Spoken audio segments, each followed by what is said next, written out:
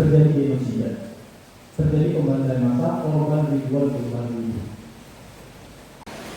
Tentu jawabannya karena kita punya dasar. Negara ini dibangun dengan satu fondasi yang kokoh. Itulah Pancasila. Pancasila ini di negara kita ini sangat, di bangsa kita ini sangat krusial. Pertama, sebagai dasar negara dia membuat negara kita ini masih tetap utuh hari ini, kokoh ya. Tapi sebagai falsafah dan ideologi, Pancasila ini belum benar-benar berjalan.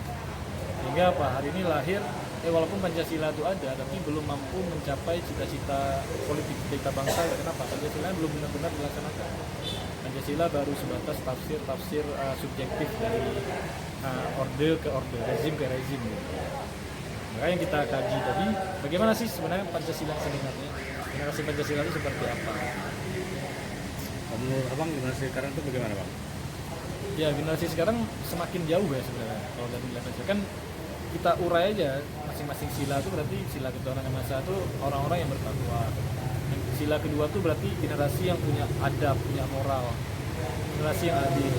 Ketiga kita lihat persatuan Indonesia, orang-orang yang selalu menjaga persatuan. Kalau hari ini kita lihat justru berpecah belah terus sama kan.